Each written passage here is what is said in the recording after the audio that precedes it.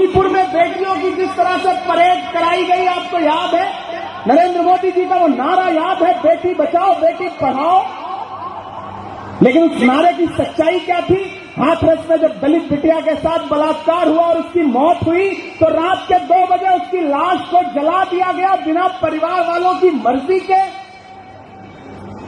बिल्किस बानो के बलात्कारियों को जेल से छोड़ करके माला पहनाई गई। ये है इनका बेटी बचाओ बेटी पढ़ाओ। उन्नाव में एक बिटिया के साथ बलात्कार करने वाला इनका भाजपा का विधायक जेल में है।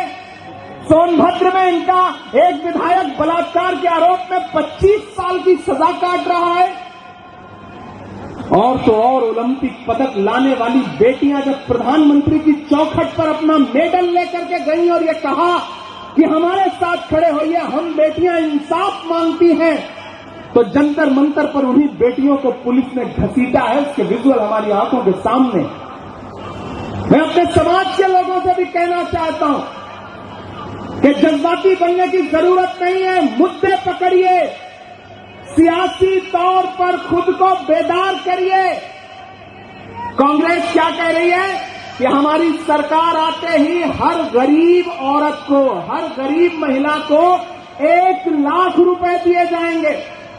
कांग्रेस ये नहीं कह रही हो महिला हिंदू हो, मुसलमान हो, सिख हो, ईसाई हो, दलित हो, बौद्ध हो, कोई मतलब नहीं।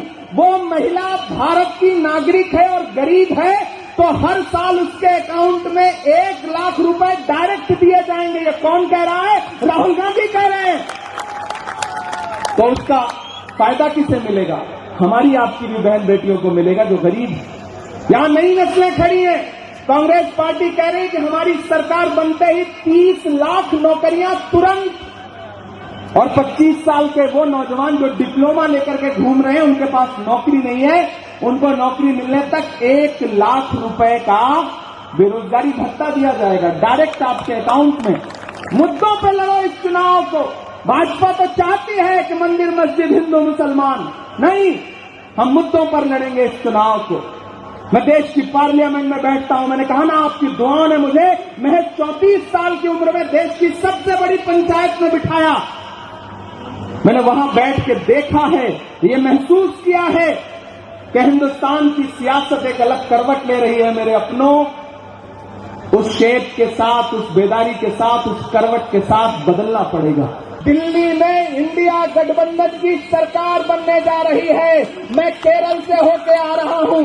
प्रचार में मैं उत्तराखंड था, मैं चंद्रपुर था, उसके बाद जम्मू कश्मीर था, उत्तर प्रदेश था, आज यहां पर हूं। परसों राजस्थान रहूंगा, कल अकोला रहूंगा। मैं पूरे मुल्क का मूड आपको बता रहा हूं, पूरे मुल्क का माहौल बता रहा हूं कि मीडिया में भाजपा जीत रही है और जमीन पर इंडिया अलायंस जीत रहा है, कोई दो राय नहीं है। प्रधानमंत्री, पहले देश का इलेक्शन हो चुका है, प्रधानमंत्री जी का चेहरा उतरा है, अमित शाह जी की जबान लड़खड़ा रही है, लेकिन राहुल गांधी दहाड़ के बोल रहे हैं, तेजस्वी यादव दहाड़ के बोल रहा है, अखिलेश यादव जोर शोर से बोल रहे हैं, उद्धव ठाकरे जोर शोर से बोल रहे हैं, नाना पटोले जोर शोर से बोल रहे हैं, और इमरान प्रतापगढ़ी तो आपके सामने दहाड़ ही रहा है, आप देख रहे हो। तो इस इलेक्शन में भाजपा के लिए कुछ भी नहीं है। मैं तो प्रधानमंत्री जी से कहूंगा कि प्रधानमंत्री जी, मुझे पता है अभी आपने झूठ बोलना शुरू किया है, एक आध फेज का और इलेक्शन होगा तो हो सकता है आप किसी मीटिंग में रोने भी लगे, क्योंकि आपको अदाकारी बहुत अच्छी आती है। अमिताभ बच्चन फेल है प्रधानमंत्री जी के सामने।